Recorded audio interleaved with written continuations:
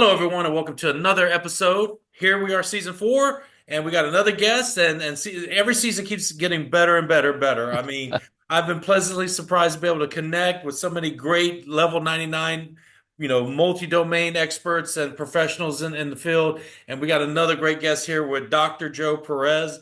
And this man, I mean, he's a best-selling author. He is an innovation expert. He does touches everything, and he's a keynote speaker. He's been on many stages and many conferences around the world.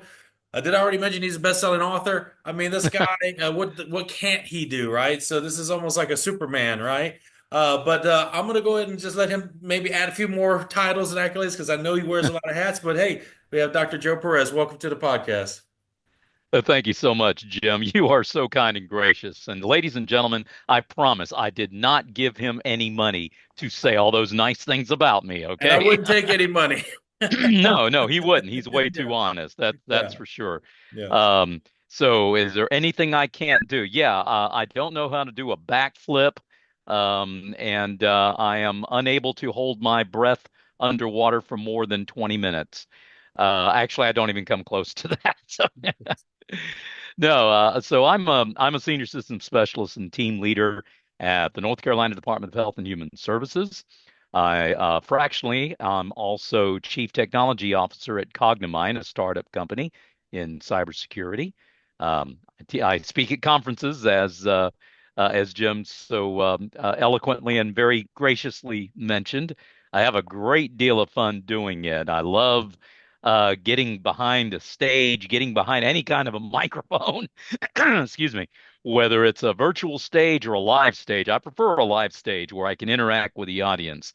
I love to engage with them. I love to, well, I want to create value for them. I figure if they're nice enough to walk into a room and give up their time to listen to me talk for 30, 45 minutes or however long they're gracious enough to give me, then the least I could do is give them something that's worth it, right? Yeah. You know, give them something that they can sink their teeth into, leave them better than what they were when they walked into the room. I believe in the campfire mentality. Yeah. You know, you walk into a campfire. Well, no, you better not walk into a campfire. Your feet will Not get in burnt. near it. But yeah, no, no, you walk in whatever you walk into a campground, I should say, and you leave the campsite in better condition than what it was when you walked into it. And that's what I want to do for my audience in sharing whatever knowledge that God's blessed me with that I can share to them and be an encouragement to people, get them fired up, get them motivated to take ownership for the things that they do, whether it's cybersecurity, whether it's I don't know if they're a developer or whatever line of work they find themselves into, if they're burned out or they don't take much pride in the things that they do or don't derive a lot of excitement over it. Because things like cybersecurity, things like data, right? Those kinds of things, you know, you might as well listen to grass grow or watch paint dry. It is not intrinsically interesting, and if whatever I can do to motivate them to take an interest in what they do and take a greater level of ownership in the way that they do it, then you know perhaps they might come away from there with a sense of excellence, with a desire to do the very best that they can to bring value in their own company. You know, if whatever I can say to them can motivate them to have that type of mentality about the work they do, then you know I think I can count that a success all day long.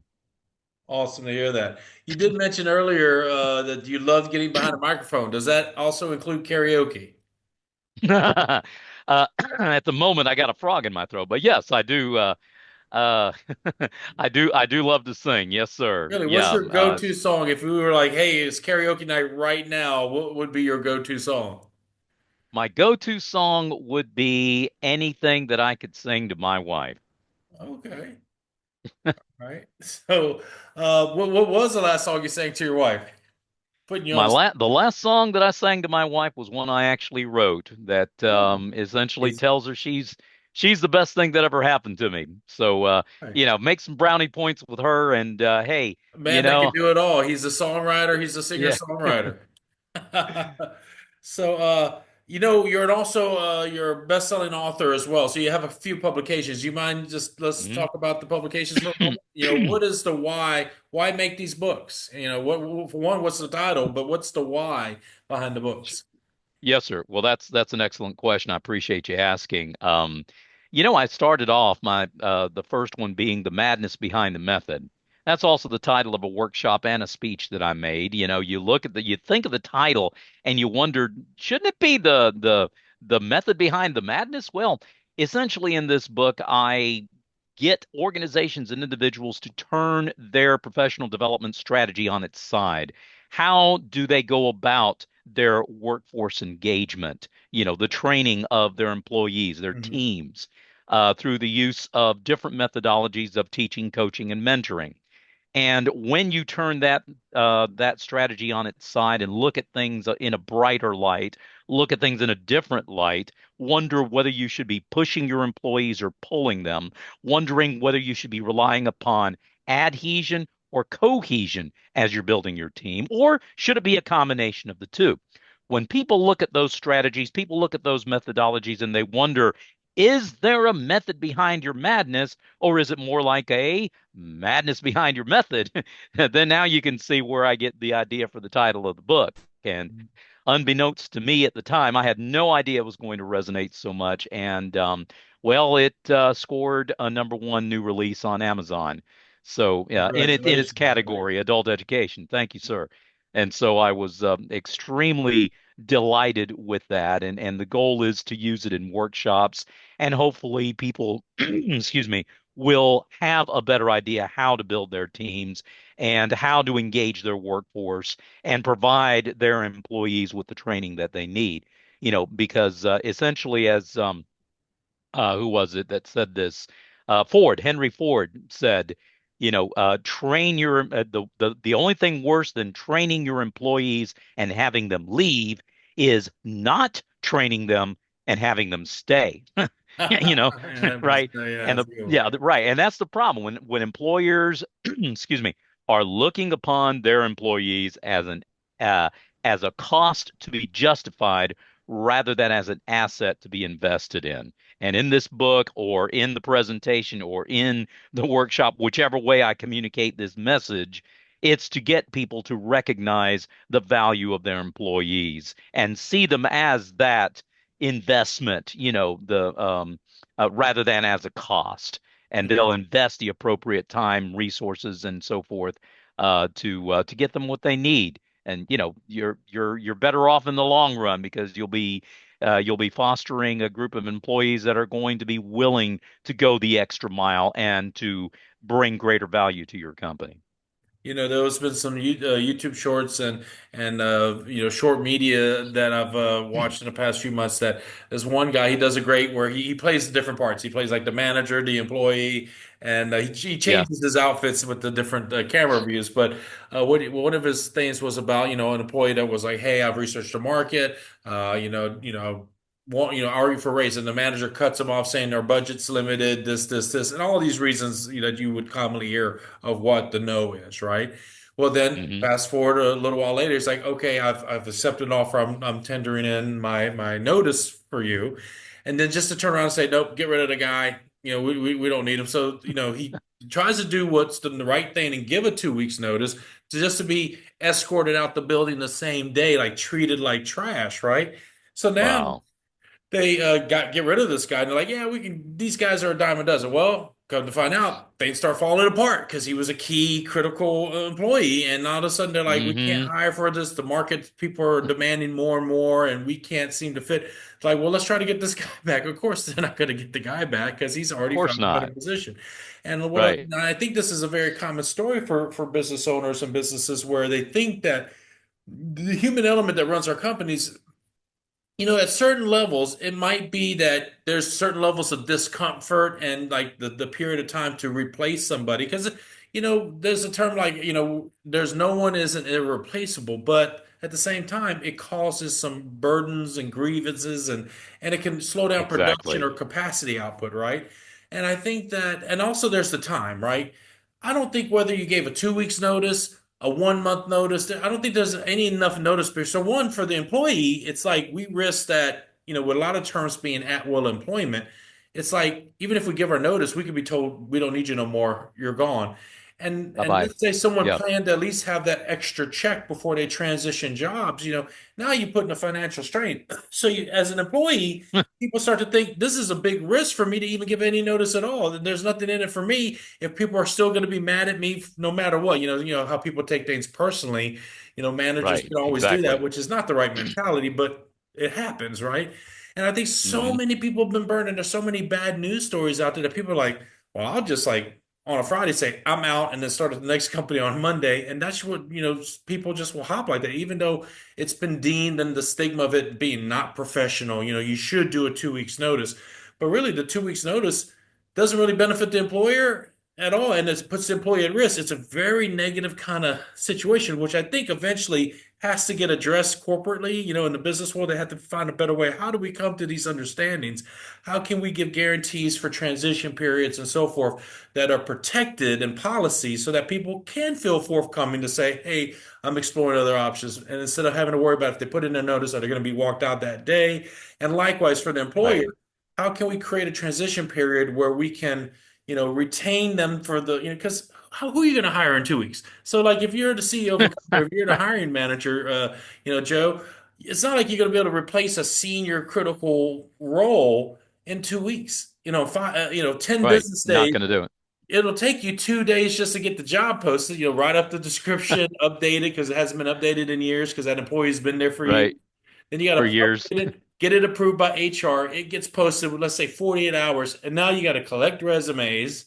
You got to do interviews. And then even when you make an offer to someone, they got to put in 2 weeks notice with They're the where they employer. work.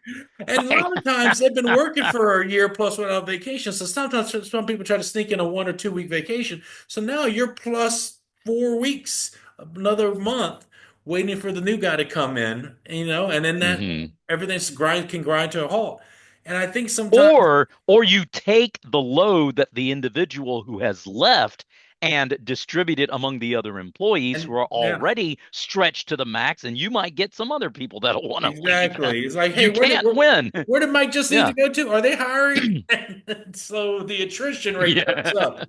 So I think there's a lot to Right. be said that in the business culture and the 2 weeks and at will employment, that there's a lot of room for growth still. I think there's a lot of opportunity for Hmm. businesses to, even though it's been deemed professional or the culture of what you want to uphold, not don't burn bridges, all these things that we hear.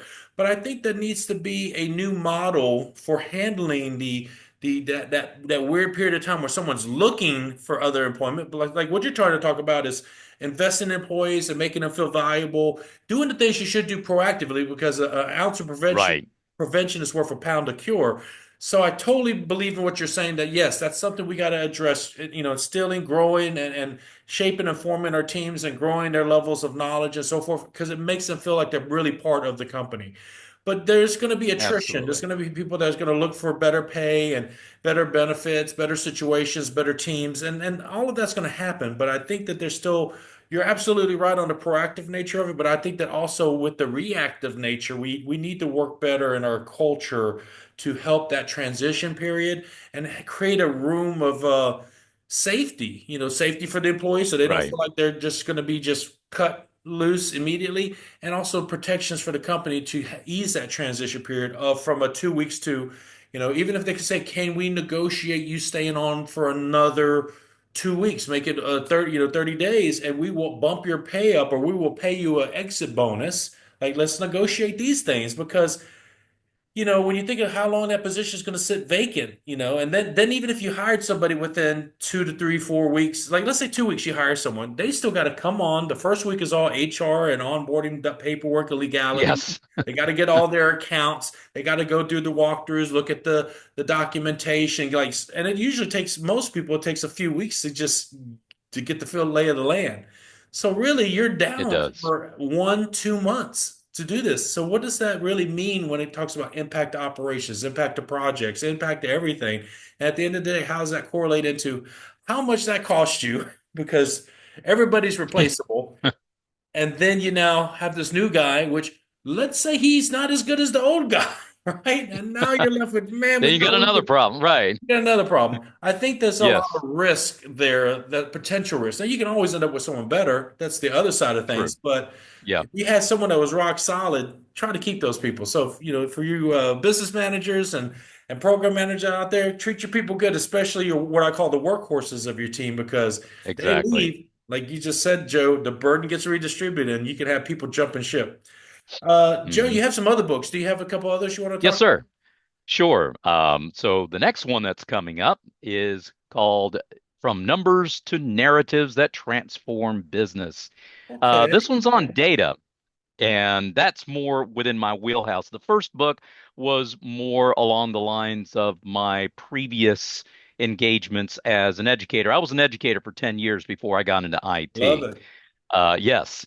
And so, that kind of informs a lot of the things that I do, the methodologies I myself use in team meetings, in preparing for a keynote, and in writing as well. So, that's a big part of it. And the first book was an outgrowth of that in expressing, excuse me, my desires and my philosophies when it comes to employee engagement and the things we just got through talking about. Mhm. This next one focuses more on my current career, my current bailiwick, wheelhouse, whatever you want to call it. Essentially talking about data. Essentially, um, the three most popular keynotes, where every time where I give these, I am told, Joe, you got to make that into a workshop. Or if I think of a workshop, Dr. Joe, you've got to make that into a book. Have you ever thought Mhm. about writing a book about this? The same thing was told to me about the presentation that came to be as the first book about the madness beyond the method. So what I did here is take the three most popular of the keynotes, and they form the three different parts of my book. Essentially, there is a progression. You Mhm. start off with data storytelling, leveraging brains and beauty for effective data storytelling. How do you tell the story with your data? Taking people through the five stages of the spectrum, ensuring, I'm sorry, excuse me, ensuring that they know how to start the race, motivate the base. No, I'm sorry. I'm not even, see, I can't even remember my own chapters. No, you have to start the race, make your case, motivate the base, give it some space before you put it into place. Wow. Yeah, Sounds there like you the go. Foreman, Norman, Storman. There Yeah. you go. Right, right, right. So Yeah. you get to that point, you've leveraged brains and beauty, you're doing your effective data storytelling. Now you're going to leverage that data storytelling skill to get you to the point of being data driven, pardon me, data driven rather than being in data denial. That leads you to the second part of the book. And this is where I lead people on another journey from being in data denial to being data driven through dominance, relevance, significance, surveillance, and vigilance. Or put another way, showing them how to look, link, listen, leverage, and learn. Once they're getting to the point where now their decisions are informed by data, they understand that yes, going with your gut is important, especially if you've got the savvy of your business, your business intelligence, your business processes, and so forth. But that savvy, that intuition that gut has to be informed in order to be reliable. And what kind of a mentality, what kind of a mindset, what kind of a framework do you build to get to that point? That's the second part of the book.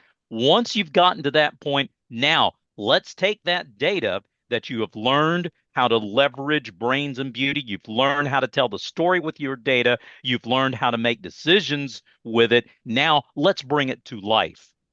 And that's called bringing data to life. I take the word life, it's an acronym, four pillars of relevant data, guiding folks through legacy, integrity, fervency, and efficiency. And that finishes the whole thing. So weave those three themes together from notes to narratives that transform business. Hopefully, people's business will be transformed.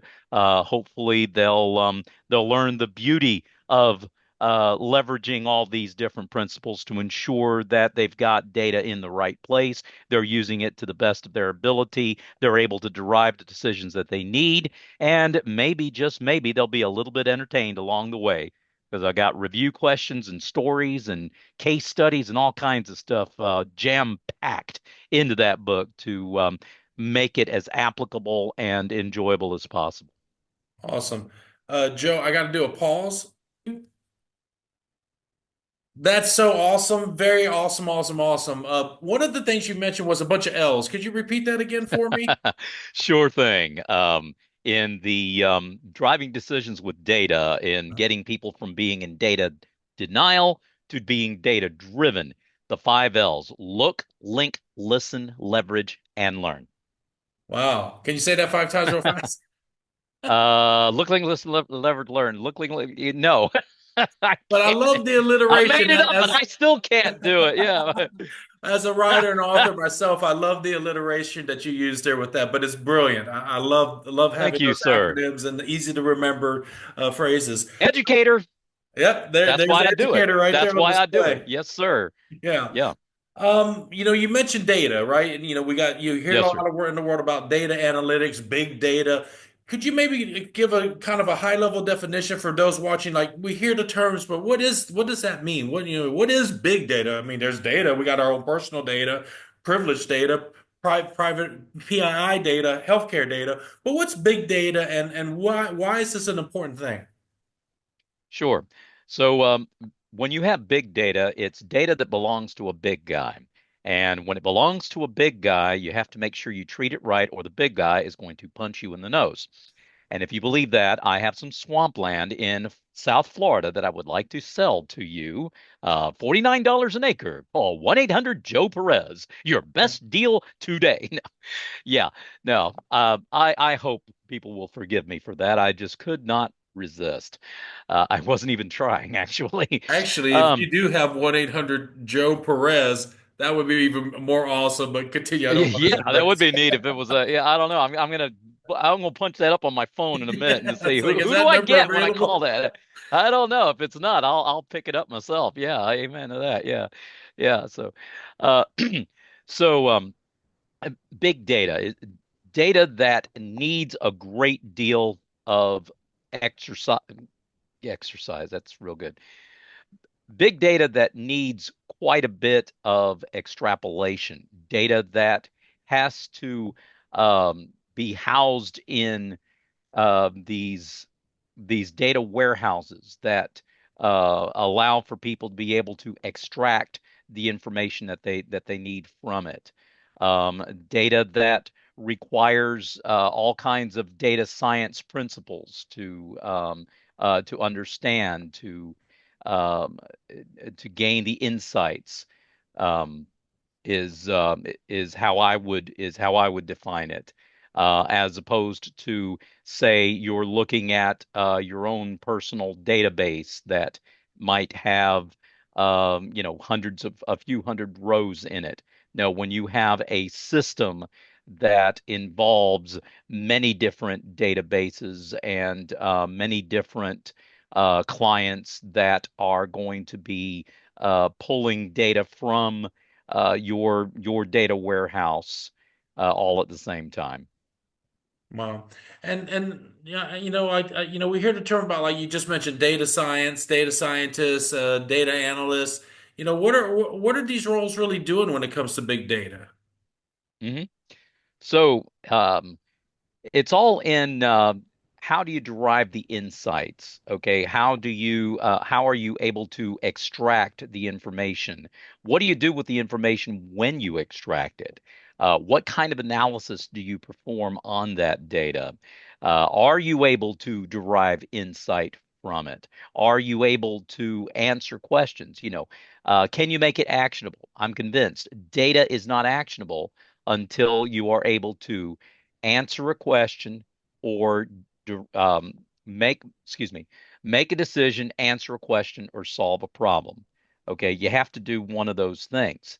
Otherwise, the data is not actionable. It's just sitting there. What is the story behind the data? Well, sales went down 30%. Okay, well, dig into it. Why did sales go down 30%? Is it a trend that has been going down whatever percent each month for the last however many months, rather than taking that one isolated sliver of data, that one datum, That's the singular of data is datum, right? One little piece of data, one little piece of information does not tell you the whole story. You Mhm. have to put it into context, right? You have to understand what are the surrounding months look like? What are the surrounding points looking like? What are the surrounding circumstances? Is it possible that you had a spike in one region but a trough in another? Is there something that happened in that region at that time that was a contributing factor to sales going up or sales going down, or the amount of staffing, or the number of adoption records that were processed this month?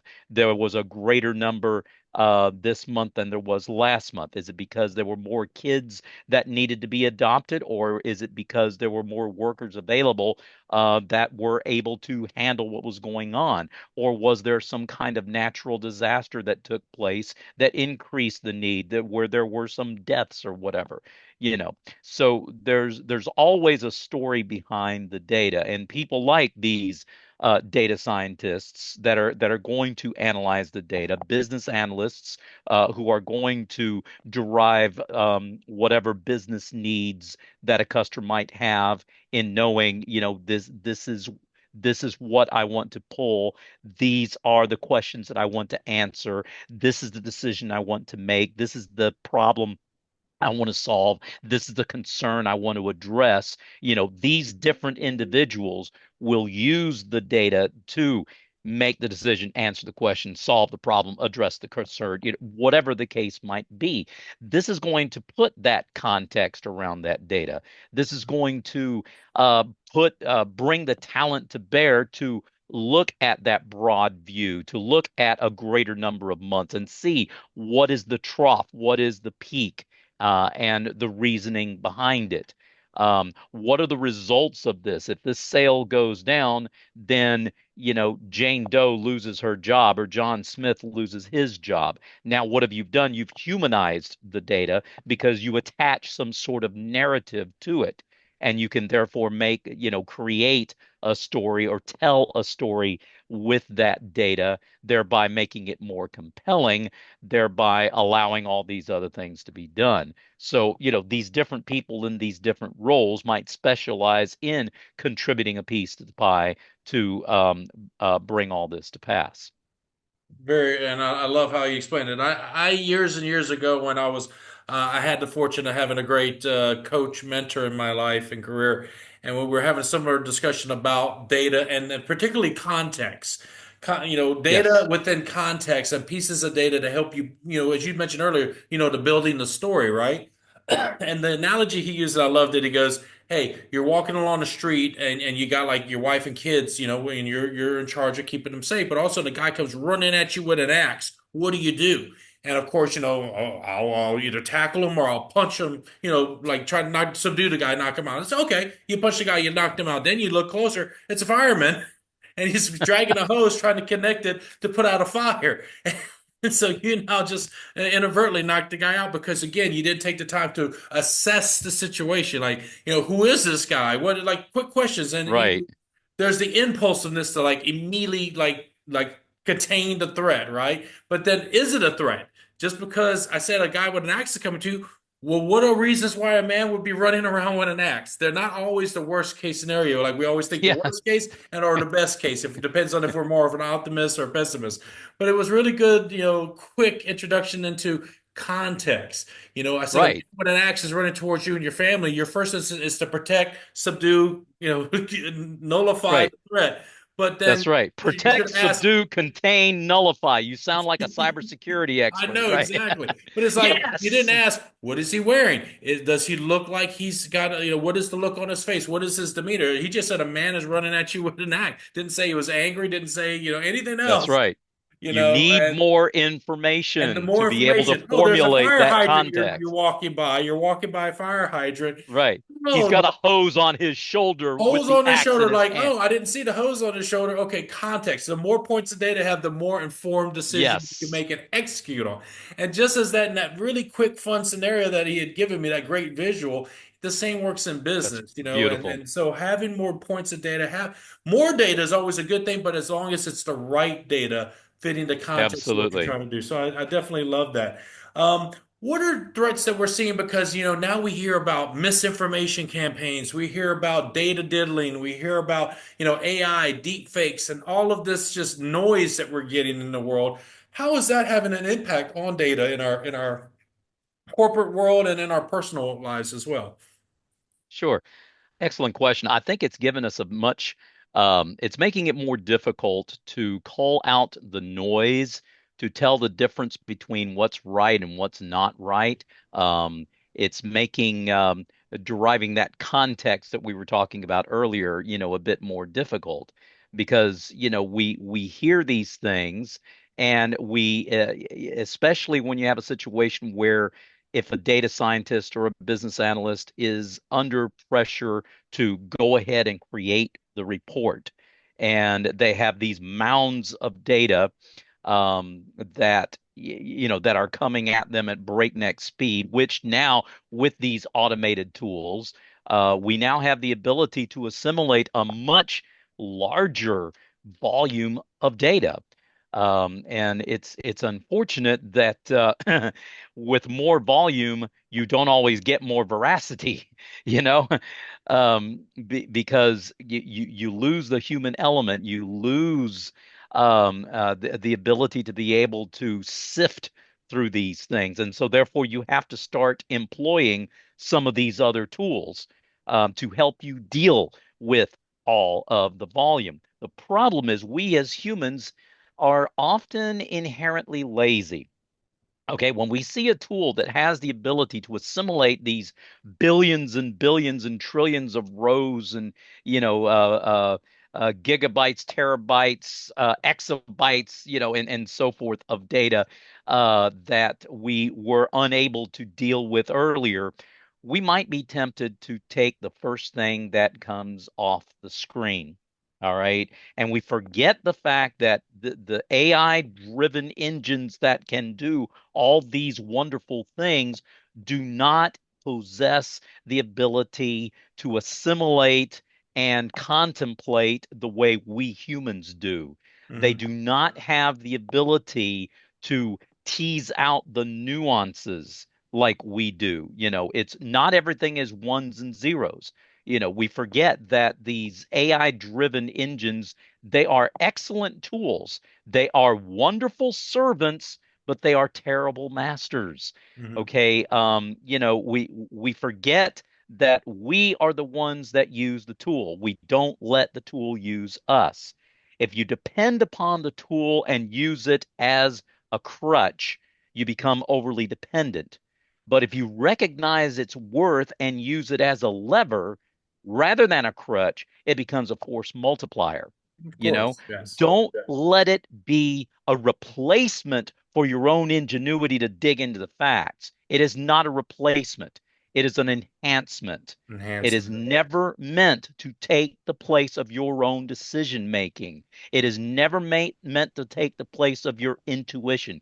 It has speed, yes, but does it have sense? No, right? It's going to do exactly what we've told it to do in exactly the same way for as many times as it wants to in the most incredibly rapid rate that you could possibly imagine. We cannot compete with the speed, but it cannot compete with the sense. And I think if we keep that in perspective and recognize that, yes, leverage that tool, use it as a lever, don't depend upon it as a crutch.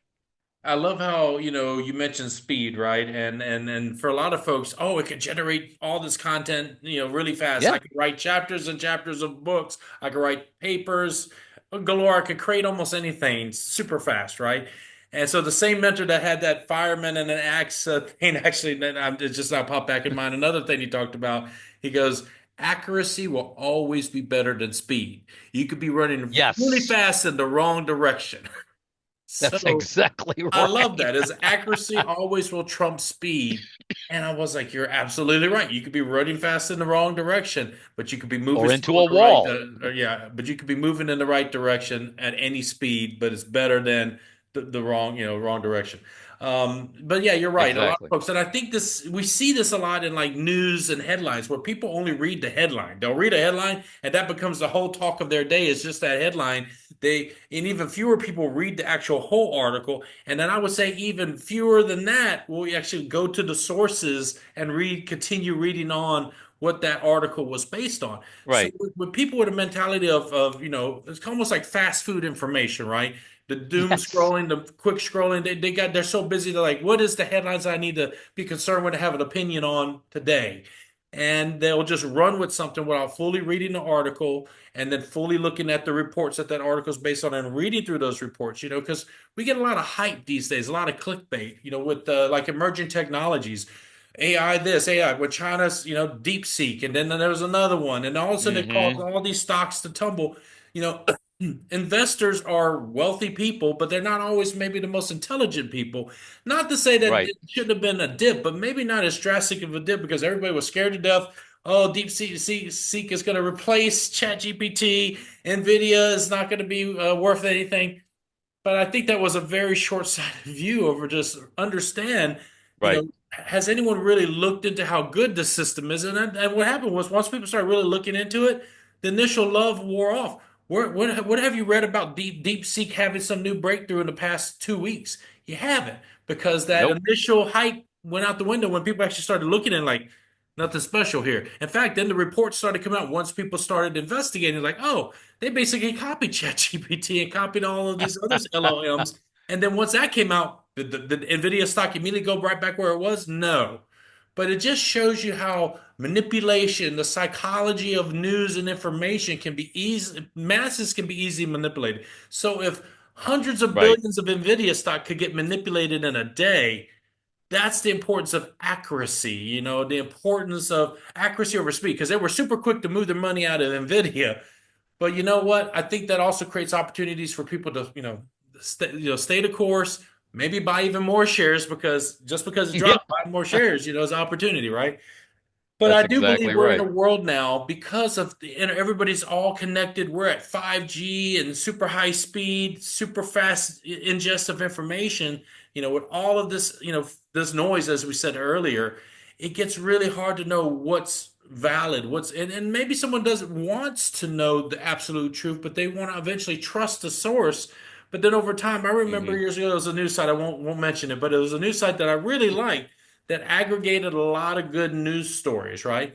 But then over the years and different presidencies, they kind of flip-flopped in their political views and went one way, one the other during one term, and then switched to another. They kept kind of bouncing back and forth. And so you kind of like go, okay, I don't really like to have all one-sided of the political Yeah. spectrum fed to me. I kind of like to have a little bit of everything, right? And you decide for yourself. Decide for yourself. But ultimately, Yeah. we're finding our media as in, pushing narratives and ideas. So it gets to a point that what can you really trust? Is it in the interest of big companies? Is it in the interest of lobbyers and all this stuff? So I think the more intelligent of us start really, really questioning what reality is in the context of what's real and valid Sure. information. And I Well, think this you is hit the nail on the head, Jim, because it's all about trust, is it not? Right? Hey, trust is a funny thing. It's relatively difficult to gain, and it's relatively difficult to gain, almost too easy to too easy to lose, lose. Yep. but nearly impossible to regain after you've lost it. And Yes. people forget that when it comes to some of these tools Yeah. you were talking about. They look at all the hype, and they're enamored with the very first thing they hear. Why? Because they want that instant gratification, believing the very first thing. Can you imagine if we took the very first thing that came out of somebody's mouth?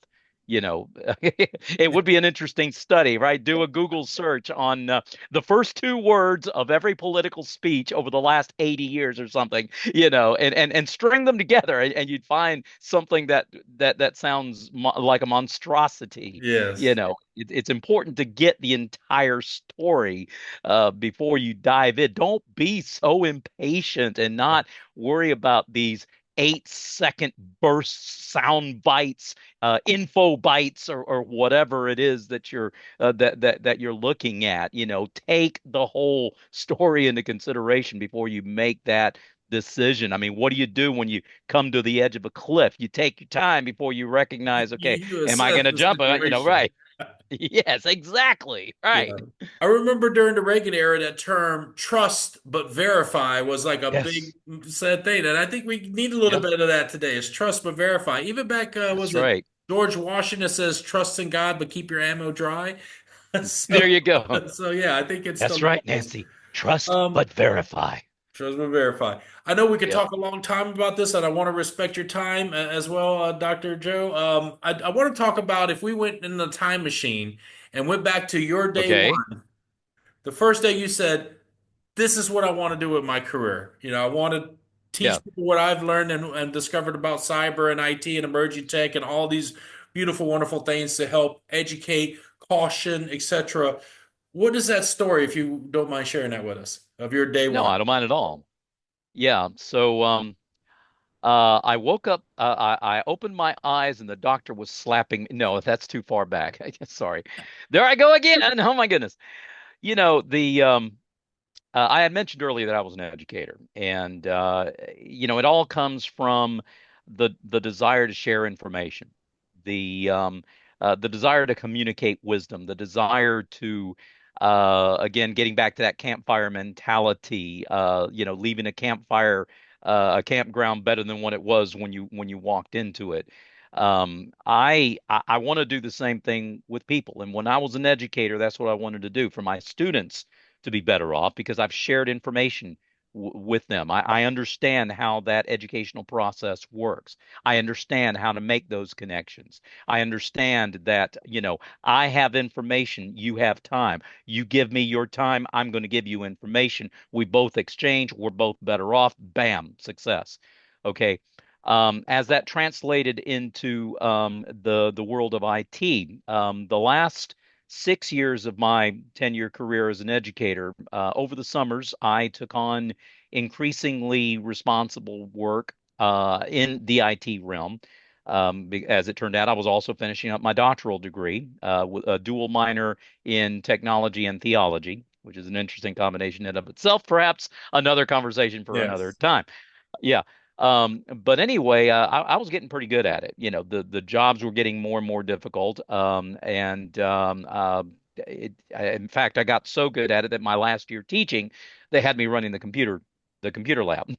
So, Nice. things were really looking up when a local university gave me a very nice offer. And I took them up on their offer, and I stayed there at NC State University. No, no, no shameless plug here for the Wolfpack. Yeah, they didn't make it into the tournament this year. The women did, yes, but we won't say how that turned out. Anyway, the years at NC State kind of honed my skills even more in IT, and that very first day when I knew I was no longer an educator and I was thrown full time into the realm of IT, the enormity of the task hit me. Okay, so now I'm not responsible for teaching kids, high school kids, which was my bread and butter there, but teaching faculty members, teaching department heads and deans and so forth how to use computer systems and reporting systems that were put together by my department. Now, instead of working more with people, I'm working with data. I am working with these reports. I'm working with these tools. I'm becoming more digitally minded rather than analog minded. Okay, you're working with people, it's more of an analog world. There's so many nuances. When you're working with data, it's either a one or a zero. Okay, Mm. right? It's either yes or no, when you're doing programming or whatever. Of course, there come more nuances are introduced into it as you talk about, making the story with the data, like we talked about earlier. But still, the excuse me, the shift from analog to digital was a big thing, and recognizing that it was a totally different environment. The thing that made that transition a little bit more palatable was that I'm still in an educational institution. I'm just in higher ed instead of secondary ed. Mm. So, that's pretty much what it looked like. I know you asked more like a one day. I gave you more like a No, a no, no. span of There's time, no but right you know, answer. It's just yeah, the yeah, well, true, story. but right, understanding the context of where the journey took me Yeah. and how that came about kind of helps to understand, what it was like on that first day because it was the culmination of a journey, um, uh, stepping from one world into the other, Hmm. and then it was a beginning of another journey that has taken me for the last 32 years or so to get to the point, by the grace of God, where I am today, and the things that I'm able to do today that I certainly was not able to do back in the days of Fox Pro and 3.5-inch floppies. Floppies. Speaking of 3.5 inch floppies, I got one right here on my desk. Yeah. I got the five and a Oh no, that's quarter a and the that's a three five and and a a quarter and a 3.5. Oh my word. half. Man, you got me beat. I had one in my desk drawer. I should have gotten it out so I could. Oh yeah, I got one too. Yeah. Well, Dr. Oh, that is Joe, so cool. I love that you shared the story in the way you did because anyone watching this right now that's on the fence, whether you feel like you've worked, 10 to 20 years in a career and you feel you hit your ceiling, or if you're someone that, whatever the context of the story of what your life is going through right now, and you're like, hey, I've been a nurse for so long, I've been a teacher, I've been, whatever the title you've had that's what your career had been. Here's someone that was an educator that decided, hey, I'm all in on this cybersecurity, and he went all in. And 30 plus years later, here he is, an expert in the industry. And all it takes is just reading, comprehending, and just that's the term I like to use. You got to get all in, and once you're all in and make that commitment, Exactly. you can have a wonderful career. So thank you for sharing that story because that's an actual powerful story where you was on one path and you said, "Hey, what's this over here?" And next thing you know, 30 years go by, and Right. it's like a blink of an And eye. be passionate about it, right? Whatever Passionate. direction you take, be passionate about it.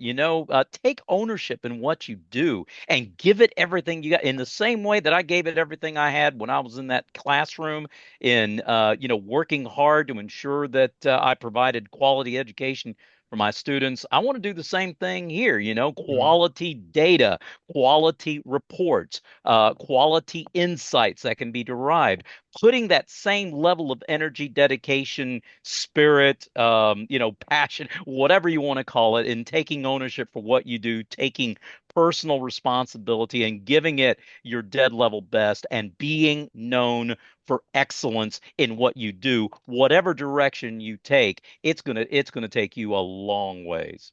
Wonderful. And when you mentioned your journey with your career, 30 plus years, right? That's a significant amount of time, right? Significant amount of life.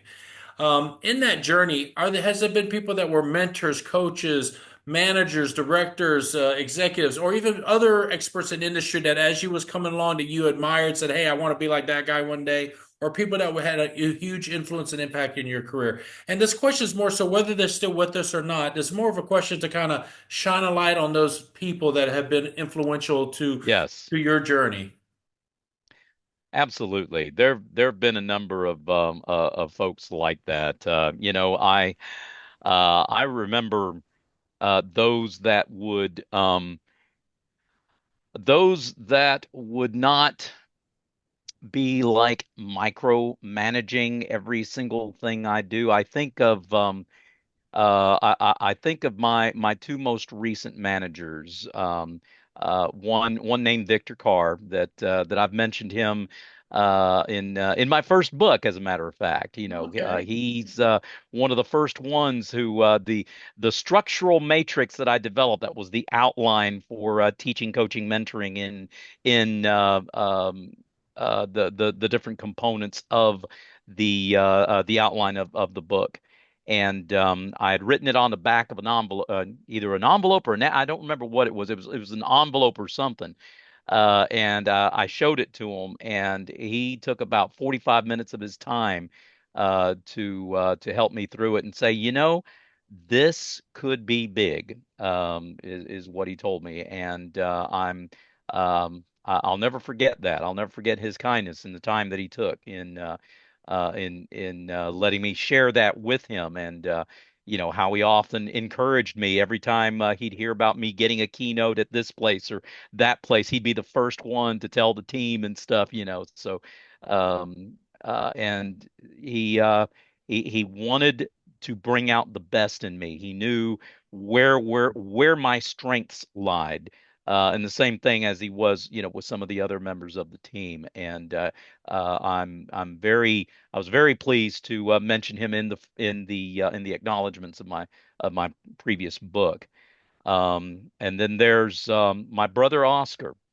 In life, he has been my biggest cheerleader, my staunchest supporter, and my harshest critic all at the same time. He, but he was always there to give me encouragement along the way, to give me the advice that I needed. One of the few people who didn't have long, pointy ears who could say to me, "Do or do not. There is no try." And he didn't even have pointy ears, and he could say it. He that was way before Yoda ever even came into our collective knowledge. Before, way before Star Wars ever was even a thing of the imagination. He was there to tell me the very same thing that Yoda would say. And I'm very, very grateful for him and the great example that he set for me when I was a little kid, and um, he had this 1957 Chevy that was beat up. I mean, it was uglier than homemade sin. And he volunteered to drive the kids in my first grade class to the zoo. Took off work to do it, and over a 3 or 4 week period of time before that, busted his butt to get that car cleaned up. By the time he was finished, it looked like it came off the showroom floor. Totally blew me away. All the kids wanted to ride in big Oscar's 57 Chevy, his big car, and I got to ride with him, and he did all that for his stupid little kid brother and a bunch of little first graders to take him to class. Now it is 50 something, however many years later, I've never forgotten that. And, Nice. that made an impact.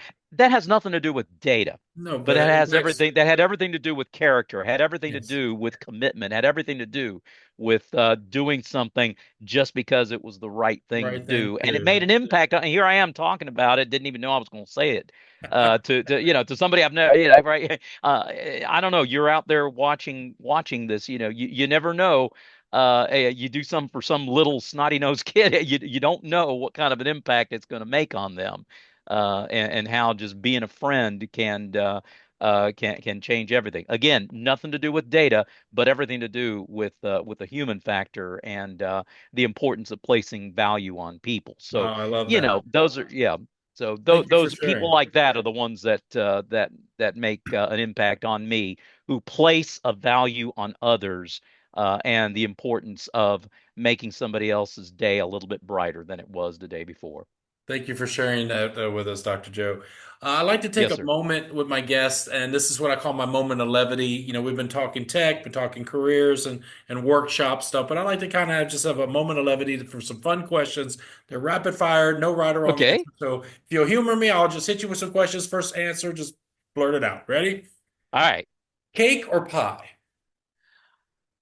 Pie, because I like the crust. What kind of pie? Pecan pie. Pecan pie. Hot or cold Number one pecan favorite. pie? Sir? Hot or cold pecan pie? Oh, cold. Cold, okay. Is a hot dog a sandwich? No. Okay. This was going to split the room, especially with us cyber professionals and tech folks, all right? Star Wars or Star Trek? Oh my word, that's like asking me to choose between I'm a doctor, not a bricklayer, and getting back to do or do not. There is no try. You are fine, Padawan. I know not which one to pick. I would say start.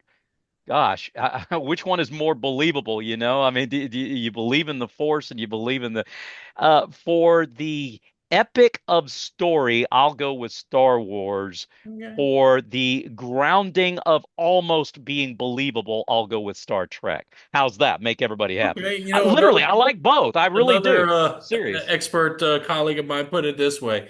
One, you need a warp core and a crew of 50 to go to warp speed. The other one, you just need a Wookiee and a wrench. Okay. Yeah. That's good. Yes. And you get a lot Um, further because hyperspace is supposedly faster than warp space. So, so what but was, their yeah, shields don't work. You know, they go Joe's don't pam, worry. pam, pam, and they go, yeah, that's right. Yeah. So This what one can I usually say? puts most of my guests on the spot, but All right. what has been your most favorite book of all time that you've read, and what was the last book that you've read? Well, to get serious, favorite book of mine of all time has got to be the Bible. As Okay. a Christian, it is my rule of faith and practice. You know, it's the only book that I know of that's older than civilization, Yep. yet just as fresh as today's paper. Yeah. That can give me, strength, wisdom, encouragement. Somehow doing it all at the same time, like American Express card, don't leave home without it. Okay. The most recent book I read, Your Leadership, something leadership legacy or something like that. The Leadership Legacy, I think was what it was called, by a retired Army colonel. His name, Oakland McCulloch. He Oh, goes by okay. Oak. Yeah, I mean, he really knows what he's talking about when it comes to leadership. If wow, yeah, get that book if you want to know more. Yeah, I'll even plug it over my own book. If you're not going to buy my book, buy his, Well, if you give me the links Leadership to the Legacy. books and Yep. any other socials, I'll make sure they're in the description below. There Speaking you of other go. socials, what's next, I guess, for let's say summer of 25 onward? What's next on your Sure. calendar? What events can we see you at? And Yep. what projects and things are you launching? Do you have another book coming out? So, anything Sure. from summer like June onward, what can we expect from Dr. Joe Perez? Well, let's see. I've got a couple of keynotes, one in Amsterdam at the World Data Summit, and the other one in Paris for Lead Innovation Day. The Lead Innovation Day is in May, though. I forgot about that. Yes, Okay, that's fine. but that's okay. There's also I usually the last few years I've been speaking at the Build Stuff conference. It's a developer conference in Lithuania. I've been speaking there for the last several years. That's not until December, so I don't know yet if I'll be going. So hopefully I'll get to come back. They've not given me any indication that I've worn out my welcome. I've also got also got a couple of other keynotes coming up for the public sector network. They run some innovation conferences. There's one coming up in Florida, Tallahassee, Florida to be exact. One coming up in Denver, Colorado, this summer, July, August, and September. There's another one coming up in late September. That one's in Richmond, which is another, not Richmond, I beg your pardon, it's in Pennsylvania, excuse me. Okay. That I'll be giving a keynote. Once again, the driving decisions with data, delight or disaster. I'll have a really good time talking that one up. And I don't know yet. I'm hoping to be able to go to Australia, but I can't say the name of the conference just Okay. yet because they haven't made their final decision. So we'll see how that goes. Well, As super far as busy travel schedule for you. yeah, very much so. You know As what? far as projects are oh, I'm sorry. Oh, no, no. I You was go just gonna ahead with the yeah. project. Yeah. Projects, personal project is to create more of my short videos. This outfit called Insight Jam has been featuring my videos on their platform. They've got a goal of getting up to 1 million subscribers. They're pretty close. As of March of 2025, they were more than 700,000. and Nice. going really strong. Yes, and quite a number of my short videos. Essentially, I take something that is an everyday, ordinary occurrence and juxtaposition it or juxtapose it, whatever the right way Yeah, I to think say it. yeah. Yeah. Yeah, yeah, it's a juxtaposition between an everyday, ordinary thing and data. Like, I'll be sitting there eating a bunch of oranges. Okay, what does that have to do with data? Or I'll be talking about raisins, or I might be walking down the street when it's snowing. What does that have to do with data? I'll pick up a magnet and start playing with it. What does that have to do with data? And somehow I'll put those things together. How did a font cause a major world leader to be toppled from power? From a Microsoft font, believe it or not. And what does that have to do with data?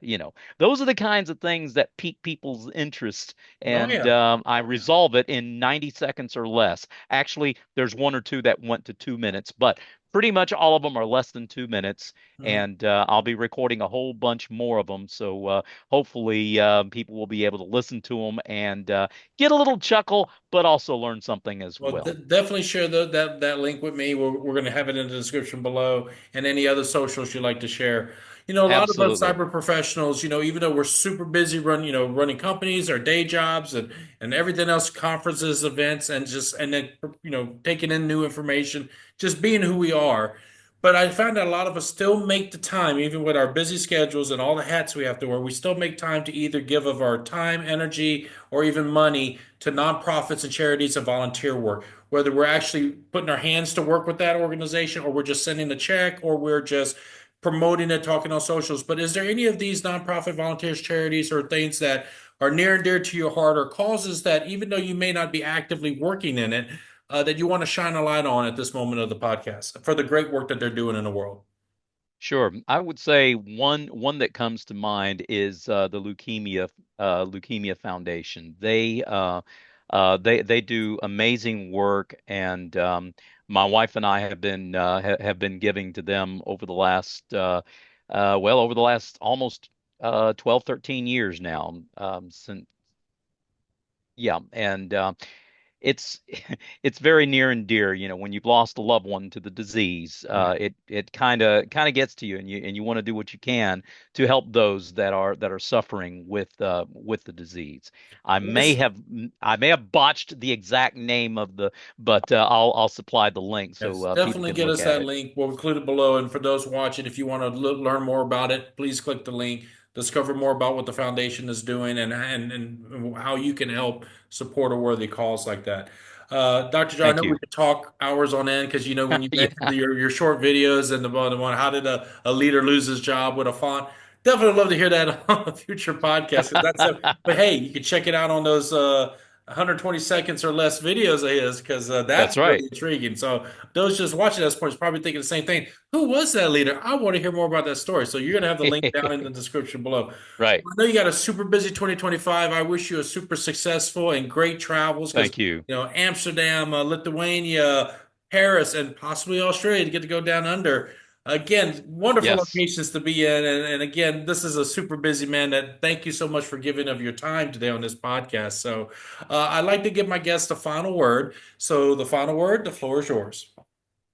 Well, thank you so much, Jim. I really appreciate you taking the time to reach out to me and allow me to be on your program. Folks, y'all need to watch his podcast. Jim West is an amazing man, and he does a lot of great work, and I've just been honored to death to be on here.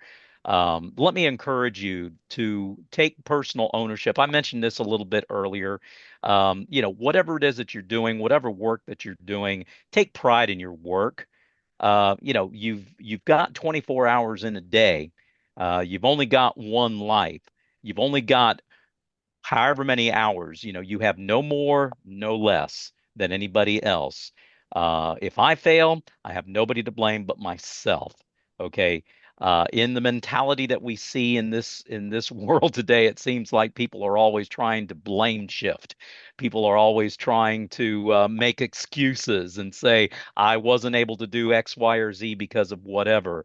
When I consider that my biggest enemy is the guy I see when I look in the mirror, that kind of puts it into perspective that I need to do the best that I can.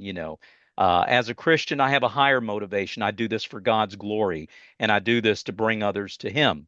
If it weren't for that motivation, I don't know what I'd do. But even if you don't have that as a motivation, at the very least, do it for yourself. Do it for the people that you love. Do it for your reputation. I talked earlier about trust, where, it's very difficult to earn, too easy to lose, but almost impossible to regain after you've lost it. If you've given of yourself and if you do the very best you can, taking ownership in what you do and, putting forth excellence, being known as excellence and being known for your reputation, then, you probably have a little bit less to worry about insofar as losing people's trust is concerned. Your reputation is your own. Once you've lost it, you won't ever get it back. So, give it everything you've got. Be sure to take ownership, take pride in your work, and leave people better than what they were when you walked into the room. Well spoken. So again, thank you so much, Dr. Joe Perez. It's been wonderful having you on the Top Cyber Pro podcast. Thank you, sir. The honor's been mine.